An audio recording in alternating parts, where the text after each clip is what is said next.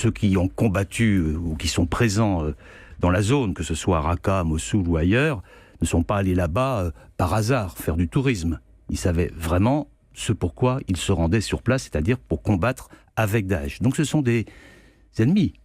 Ils ont combattu la France.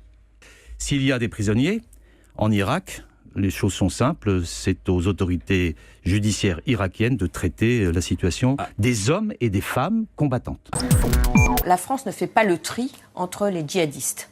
La France ne fait pas le tri dans les djihadistes, dans le combat qu'elle mène contre Daesh. Où il y a une différence à opérer, c'est effectivement entre les djihadistes et puis leurs familles, et éventuellement lorsqu'il y a des enfants. Et c'est là que, en effet, le traitement intervient au cas par cas.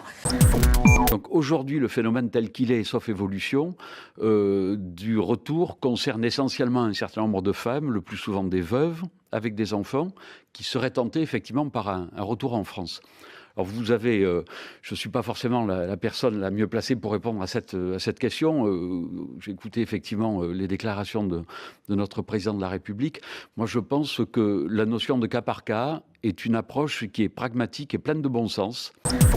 Les djihadistes français, ils ont pris des risques en allant là-bas, ils ont commis des atrocités, ils ont combattu notre pays et se sont livrés à des exactions, ils encourent la peine de mort là-bas, et bien ils ont pris ce risque-là. Et donc ils doivent l'assumer maintenant. Vous mettez les femmes et les enfants dans les djihadistes français? Écoutez, les conjoints qui, de façon délibérée, les ont suivis, eh bien ils sont dans le même cas. Et s'agissant d'enfants, s'ils sont de nationalité française, évidemment, il faut essayer autant que faire se peut.